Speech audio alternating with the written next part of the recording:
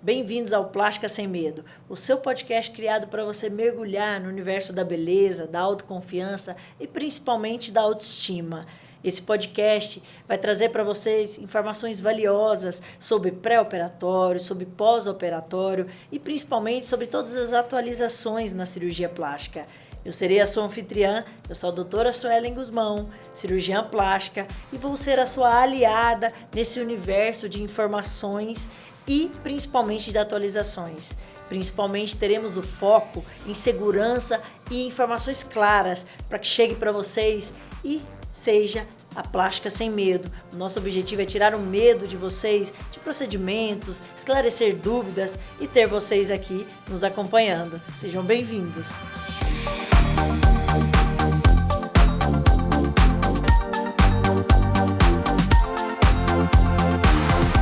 Oi pessoal, no primeiro episódio do podcast Plástica Sem Medo, a minha primeira convidada é uma referência no Brasil e no mundo de pós-operatório, é uma esteticista, uma amiga, uma parceira, e a gente vai hoje ter uma troca bem legal sobre pós-operatório. Então quero apresentar para vocês Amanda Zanutto, é uma esteticista que já está há 16 anos nessa área, e hoje a gente vai ter um bate-papo sobre todos os assuntos de pós-operatório. Seja bem-vinda, Amanda. Muito obrigada, doutora, pelo privilégio de estar aqui hoje, fazendo parte desse podcast. Legal. Gente, a gente vai começar, com um assunto bem interessante, né? Amanda, qual é a principal diferença entre drenagem linfática e a drenagem do pós-operatório? Bom, essa é uma pergunta que gera muito interesse no mundo da cirurgia plástica e no mundo do pós-operatório. A drenagem linfática em si, ela serve para todo tipo de cirurgia. Não existe drenagem linfática pós-operatória e drenagem linfática comum. O que existe são associações que um pós-operatório necessita. Toda cirurgia precisa de uma drenagem linfática, só que a gente vai trabalhar com a drenagem linfática em si a partir do 14º dia de pós-operatório, que é quando o sistema linfático do paciente já deixou de ter aquele acometimento. No começo, a gente vai trabalhar com uma liberação de tecido conjuntivo. Então, essa é a diferença que eles falam sobre drenagem linfática pós-operatória. Hoje, gerou um mito muito grande de que tudo é drenagem linfática, mas o pós-operatório ele veio para somar muita coisa. Então, hoje existem muitas associações para um pós-operatório ter sucesso. Legal, então é mais ou menos como se fosse um protocolo individual sempre, né? Não tem uma receita de bolo. Não, o protocolo para um pós-operatório ele é totalmente individual, ele vai muito de acordo com a fisiologia de cada paciente. Então, o paciente ele tem sempre que ser avaliado em toda a sessão, para que a gente possa montar um cronograma específico para ele, incluindo eletroterapia, incluindo cinesioterapia, incluindo exercícios respiratórios, e assim a gente vai trabalhando também com a terapia manual, que é o foco do pós-operatório. E drenagem linfática não reabilita um pós-operatório, drenagem linfática trata o edema. Ela é muito importante no pós-operatório, mas não é ela que é a estrela, que vai brilhar para o sucesso da tua cirurgia. Que legal, eu acho que é uma informação importante, né? Porque é uma dúvida comum dos pacientes, né? Porque sempre tem aquela que faz uma drenagem, né? Mas não tem a experiência no pós-operatório. Então é importante o paciente entender que é sempre individual, né? De acordo com a cirurgia, de acordo com o procedimento. Isso é muito legal. Pegando esse gancho, Amanda, hoje a gente vê tantas tecnologias aí na cirurgia plástica, né? E diante desse tanto de tecnologia, o que mudou no pós-operatório? Mudou muita coisa. Hoje o pós-operatório, eu posso dizer que ele é muito avançado. O Brasil ele é referência em cirurgia plástica e no pós-operatório também. A gente consegue, hoje a gente precisa ter um estudo maior de fisiologia para que a gente possa abordar as diversas tecnologias que existem. Como agora chegou o argoplasma e ele chegando. E hoje a gente vê que um paciente que ele é bem assistido com o pós-operatório, o sucesso da cirurgia dele é 100%, com um bom cirurgião e um bom pós. As tecnologias, elas chegaram para inovar a cirurgia plástica e para fazer também com que o ramo do pós-operatório estude, corra atrás, se atualize. Antes era uma coisa apenas dos médicos se atualizarem. E hoje a gente é obrigado, e eu acho isso maravilhoso, a correr atrás para saber informação, porque a cada 6 meses, 1 ano, sempre sai uma novidade. E como que a gente vai tratar essa novidade no pós-operatório? Porque ela é uma agressão. toda tecnologia ela é uma agressão no tecido. E como você vai tratar essa agressão no tecido? Qual que é a intercorrência que pode ter? Qual que é o benefício que essa agressão pode ter?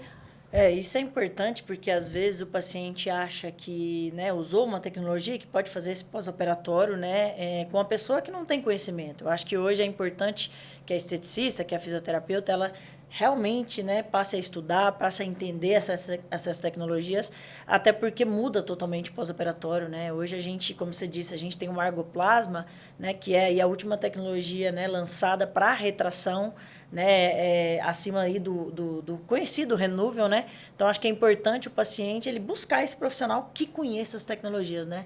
Senão, esse pós-operatório pode ir por água abaixo, né? Exatamente. E para você ter uma intercorrência como uma fibrose com associação de tecnologia, quando o pós-operatório não é bem executado, é muito fácil. Porque o processo inflamatório com o uso de tecnologia, ele acaba sendo maior. Então, a abordagem correta desde o intraoperatório, primeiro atendimento no hospital e as demais sessões, eu sempre foco para o meu paciente que a sessão ela precisa ser na clínica. Porque lá nós possuímos as tecnologias, a estrutura para cuidar daquele pós-operatório de uma forma adequada. Então, vai ter um pouco mais de edema, vai ter um pouco mais de acúmulo de seroma. E como que a gente vai tratar isso? Então, por isso que o estudo é muito importante. A gente está sempre à frente. E uma coisa que eu gosto muito é de comer estudando essas novas tecnologias. É uma coisa assim que eu fico alucinada quando eu vejo que saiu alguma coisa diferente. Eu falo, já quero saber o que é, como que funciona e como que eu posso trazer o melhor para o meu paciente dentro da clínica. Eu acho que o mais legal é que você consegue visualizar, né, a diferença ali. Por exemplo, nós temos hoje aí a lipoescultura, né, de alta definição, né, HD. E fala pra gente um pouquinho sobre essa mudança, né, de uma lipo clássica, né, para uma lipoescultura de alta definição, né, com definições musculares. O que mudou assim? O paciente que tinha aquela lipo clássica, né, que a gente brinca que é uma lipo sem contorno, sem as sombras, para uma lipo agora que chegou para você com um paciente, né, todo definido. O que mudou? O que você achou? Eu quero a sua opinião e quero também que você descreva para o paciente que vai passar por essa lipoescultura HD o que ele pode esperar. Quando eu conheci a lipoescultura HD, foi em 2016. Foi o primeiro caso de lipoescultura HD que acho que chegou no Brasil. Eu não via uma paciente que veio da Colômbia e não sei com quem ela operou, faz muito tempo, eu não lembro mais. E ela veio com essa lipo de alta definição. Eu olhei aquilo e falei, cara, que é isso? Que lipo é essa? Que negócio diferente. A princípio, eu não sabia o que fazer, mas eu fui atrás. E aí eu cheguei em artigos do Roios, livro do Roios. Graças a Deus, né? A gente vai traduzindo os livros, vai traduzindo os artigos. E foi ali que eu comecei a ter uma base de como cuidar da lipo HD. Eu falo que existe uma Amanda, uma profissional, antes e depois da lipo HD. Porque na minha vida foi um divisor de águas. Eu descobri uma paixão muito grande por lipo HD. Antes eu gostava muito de cuidar de abdominoplastia, de mama. Hoje o meu foco, óbvio, eu cuido de todas as cirurgias, mas é a lipo HD. Eu falo que a menina dos meus olhos é a lipo HD. Eu amo, amo, amo. E mudou muita coisa na visão do pós-operatório, principalmente os cuidados com as áreas negativas. Então, a forma como é lipoaspirada, aquilo é uma obra de arte, aquilo não é uma lipoescultura. Eu falo que não é um trabalho normal, é literalmente uma obra de arte. E quem entende desde o começo como funciona, a inserção da cânula, qual que é o plano que é lipoaspirado, isso tudo faz diferença no cuidado do pós-operatório. Por isso que a gente vê tanta intercorrência com pós-operatório mal feito e tanto sucesso quando o pós-operatório é bem feito, porque a pessoa precisa entender qual o plano que ela está trabalhando, qual a agressão que foi sofrida naquele tecido. Sim, eu acho que o Dr. Alfredo Roios foi um marco aí, né, na cirurgia plástica, né, que nos trouxe aí, você falou da paciente da Colômbia, da onde é a origem, né, do professor Dr. Alfredo Roios, e realmente mudou tanto para nós cirurgiões quanto para vocês, especialistas em pós-operatório, e é fascinante mesmo, né, a gente poder observar aquela transformação, né, eu brinco com as pacientes que é como se elas saíssem depois de um ano de academia e dieta regrada, né, mas é uma lipo que a gente hoje tem uma fascinação assim como vocês. Então, as pacientes precisam entender que o pós-operatório também faz parte, né, de toda essa reconstrução de um resultado, né, de sucesso. Exatamente. O pós-operatório de uma lipo de alta definição, de uma lipo HD, não é o mesmo cuidado que a gente vai ter numa lipo clássica. Uma lipo clássica, o plano de lipoaspiração, ele é totalmente diferente. Eu posso dizer que, assim,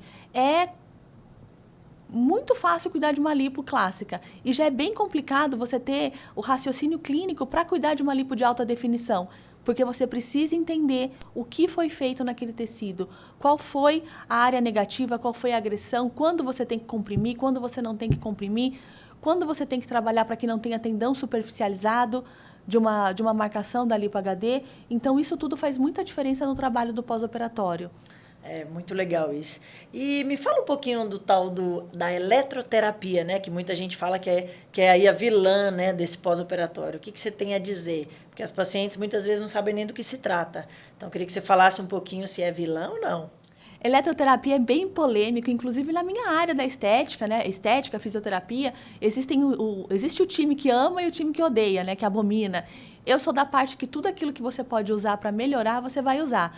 A eletroterapia, ela veio para agregar e agregar muito, mas o que a gente vê de intercorrência com a eletroterapia são profissionais que não sabem utilizar, não sabem parâmetros, não sabem dosagem, não sabem Joule. Então, assim, isso prejudica muito um pós-operatório. As pessoas falam, não pode usar ultrassom. Pode. Você sabe usar ultrassom? Você sabe aplicar ultrassom? Você sabe quando entrar com ultrassom? O que eu falo muito para as minhas meninas lá na clínica é assim, toda ação tem uma reação, você vai bater num tecido. Só que você já tem que estar preparado para o que vai vir. Então, você presta atenção no aparelho que você vai usar, a potência que você vai usar, a frequência que você vai usar, para que você possa saber como agir se der alguma coisa errada. Então, assim, a eletroterapia ela veio para agregar muita coisa. Então, a gente consegue tratar hematoma, a gente consegue tratar deiscência, a gente melhora a qualidade do tecido, a gente dá um boom de colágeno quando necessário numa lipo, quando eu preciso, sei lá, melhorar a bananinha daquela paciente que fez uma lipoaspiração ali, eu vou usar uma tecnologia para que tenha uma retração maior daquele tecido. E como que é essa eletroterapia, assim? Fala um pouquinho de se a paciente sente dor, se é incômodo, o que é, assim, num linguajar que elas possam entender, porque às vezes pesquisa na internet ou ouve falar, e aí tem aquele preconceito, né? Então, fala um pouquinho, assim, para que as pacientes entendam e percam de vez esse medo, né, de eletroterapia. A eletroterapia, ela é indolor. Existe também a microcorrente que a gente utiliza, que você vai sentir uma cosquinha, uma correntinha bem tranquila, mas a eletroterapia ela não promove dor. Em alguns casos, ela promove algum aquecimento e ela é fantástica para a recuperação do pós-operatório. Então, existem o laser, o LED, microcorrente, ultrassom, muitas tecnologias que a gente pode utilizar aí para melhorar o paciente. Perfeito. Eu acho que agora a gente vai entrar num tema, né, que todas as pacientes têm medo quando faz uma cirurgia plástica, que é a fibrose, né? Eu acho que vamos aproveitar esse Plástica Sem Medo aí para esclarecer um pouquinho sobre fibrose, o que pode causar, como que a gente trata, né? Que nós cirurgiões, a gente sempre fala que fibrose, existe a fibrose boa e a fibrose ruim, né? Fibrose nada mais é do que aquela cicatriz interna. Como que vocês tratam? Como que é a causa disso? A fibrose, ela é um colágeno em excesso. Como a gente falou já nas abordagens sobre eletroterapia, sobre tecnologias, o que essas tecnologias elas vão causar? Um aquecimento. Esse aquecimento, junto com a agressão da lipoaspiração, ela vai promover um aumento do processo inflamatório. Esse aumento do processo inflamatório, quando não bem controlado, quando não tem a conduta correta, ele vai ocasionar na fase proliferativa uma fibrose inestética. Eu falo para o meu paciente que todo paciente tem fibrose, porque ele precisa da fibrose para colar aquele tecido. Então, a fibrose ela não é uma vilã. Ela tem que ser inestética, ela não pode aparecer e ela não pode causar limitação e nem dor. E isso a gente só consegue tratar com o realinhamento dessa fibra de colágeno, com raciocínio clínico e abordagem correta desde a primeira vez que a gente encontra esse paciente. Então, por isso que é tão importante a gente avaliar o paciente quando vai começar o atendimento. Quantos dias de pós-operatório? Você faz algum uso de algum medicamento? Porque isso também interfere na qualidade do tecido, se esse paciente vai ter ou não fibrose nesse tecido. Então, quando já chega para a gente um paciente acometido com fibrose, o que a gente vai trabalhar? Para realinhar aquela fibra de colágeno, para que aquela cicatriz fique esteticamente imperceptível. E quanto mais cedo o paciente busca um tratamento adequado, melhor é o resultado dele. Maior é o sucesso e a satisfação com a cirurgia plástica. Legal. Você sabe que você foi conhecida aí, né, nacionalmente, aí, até no mundo inteiro. em uma esteticista, né, que consegue recuperar uma paciente que vem com uma fibrose aí antiga. Né? Você ficou bem conhecida por isso, seus resultados são incríveis. E eu quero que você fale um pouquinho daquela paciente, né, que foi lá, fez a sua cirurgia, não teve um pós-operatório adequado, chega cheia de fibrose. Isso tem solução? A gente vê os seus resultados, eu quero que você fale um pouquinho. Adorei a pergunta. A fibrose, ela sempre tem tratamento, não importa o estágio que ela esteja. Se é de uma fibrose de 1 mês, 2 meses, 10 anos, 1 ano, ela sempre vai ter uma melhora. Só que, lógico, a melhora, ela vai a partir... Ela é muito individual, vai de acordo com a fisiologia do paciente, é muito de acordo com cada paciente. O que influencia muito na melhora dessa fibrose junto com o tratamento é a alimentação desse paciente. Quando esse paciente tem uma alimentação muito inflamatória, para você tratar e ter um resultado bom nessa fibrose, ela é mais difícil. Por isso que é tão importante o paciente ele ter, pelo menos no período daquele tratamento, uma alimentação regrada, praticar atividade física. Isso faz muita diferença na oxigenação daquele tecido para o resultado. Mas toda fibrose tem tratamento e você consegue ter uma melhora muito significativa. Eu acho que com certeza, a gente consegue observar, né, acompanhando aí o seu trabalho. E fala um pouquinho, Amanda, no geral, qual que é o seu principal diferencial, assim? Eu acho que o principal diferencial, primeiro, eu acho que é por ser esteticista numa área que a gente tem tanto preconceito com a estética. Mas eu falo que quem não estuda, independente da área, pode ser médico, fisioterapeuta, enfermeiro, esteticista, vai ficar para trás. O mundo está aí para quem está estudando. Então, eu acho que o meu principal diferencial é sempre estar à frente. Eu falo que eu estou sempre um passo à frente dos demais. Então, Total Definer, eu comecei primeiro aqui em São Paulo. Trabalhar com Lipo HD, eu comecei primeiro aqui em São Paulo. Trabalhar com pós-operatório exclusivamente, como esteticista, eu fui uma das primeiras aqui em São Paulo. Então, isso eu acho que é um diferencial. Eu busco saber as coisas antes dos outros. Então, agora, o argoplasma, nós já estamos assim com uma clínica totalmente voltada para os cuidados do argoplasma, que é uma tecnologia nova que chegou, e eu sei que muita gente ainda não está preparado para cuidar, pelo tanto de intercorrência que eu recebo na clínica. Então, eu acho que a gente está um passo à frente. Hoje eu montei uma estrutura de 350 metros quadrados ali, com todo o conforto para o meu paciente, era um sonho que eu tinha, então isso também é um diferencial. O paciente ele vai ter banho, ele vai ser muito bem assistido, ele vai ter as melhores profissionais para cuidar dele, porque o meu time é muito bom, é muito capacitado, a gente faz treinamento periódico aí, eu estou sempre em cima da galera, e eu tenho uma gerente de pós-operatório que é uma carrasca com as meninas, que é a dona Vitória, que bota todo mundo na linha. E a gente busca sempre estar estudando. Eu junto a equipe, eu reúno com todo mundo, a gente faz sempre um bate-papo para que a gente possa saber o que o meu funcionário, a minha esteticista, ela tem de novidade, o que ela viu de diferente naquele paciente. A gente faz estudo de caso dentro da clínica, isso eu acho muito legal. E eu adoro, adoro, adoro esse diferencial que a gente tem. Eu acho que é sempre estar se atualizando, né? Exatamente. Eu acho que isso é o mais importante, seja na sua profissão, na minha, em qualquer profissão a gente tem que estar sempre buscando, né? Eu acho que parar de estudar não é uma opção pra gente.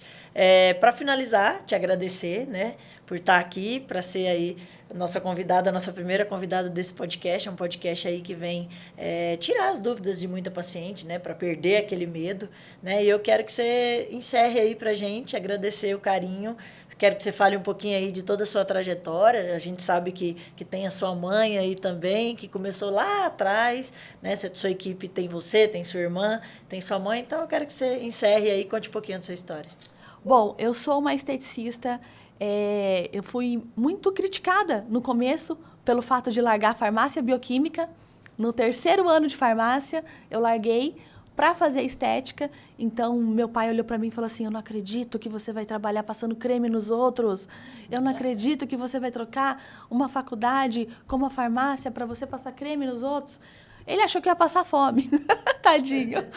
E aí eu comecei lá atrás com o mundo da estética, porque eu me apaixonei pela cirurgia plástica. Quando eu comecei a atuar, a trabalhar, o meu foco sempre foi a cirurgia plástica. Eu conheci um cirurgião de Campo Grande, e esse cirurgião, eu falo que ele foi uma pós-graduação que eu tive. Eu tinha 18 anos, eu era super novinha, e ali ele foi me ensinando muita coisa, e eu fui me apaixonando pela cirurgia plástica. Com 21 anos, eu fiz uma lipo de 1,2 litro, uma lipo pequenininha, e também era bem magrelinha naquela época. E ali eu vi a deficiência de um pós-operatório. Eu falei, caraca, gente, o paciente passa por tudo isso, tem esse queimar, fisgar, repuxar, tem esse incômodo. Gente, não pode ser normal o paciente levar... Porque antigamente, há 16 anos atrás, levava 40 dias para o paciente levantar da cama. E eu falei, não, eu vou estudar, a gente precisa mudar isso. O que eu posso trazer de novo para que esse paciente tenha uma recuperação melhor? E foi aí que começou a minha jornada com a cirurgia plástica. Trabalhei por 7 anos com esse cirurgião, lado a lado com ele, né, atendendo aqui em São Paulo, atendia de home care, mas o meu sonho era ter uma clínica. E a minha mãe tinha uma clínica, mas era de estética, né? E aí eu falava, eu ainda vou ter cacife para pagar teu passe, né, para te trazer para mim. E aí eu consegui, depois de muito trabalho, muito esforço, começar a montar a minha clínica. Comecei com uma salinha pequena, fui expandindo. Na pandemia foi o boom da cirurgia plástica, acho que para todo mundo. E ali eu montei uma clínica maior e hoje eu estou com uma clínica que é o que eu sempre sonhei, de tamanho, de estrutura, e eu consegui trazer profissionais excelentes para estar ao meu lado nessa jornada aí da cirurgia plástica. Que legal, Amanda. Eu acho que todo mundo vai poder conhecer um pouquinho da Amanda. Eu já conheço, já estive na clínica dela, já fui paciente da clínica dela, para mim é uma referência. E é isso, pessoal. Obrigada e que vocês continuem acompanhando o Plástica Sem Medo.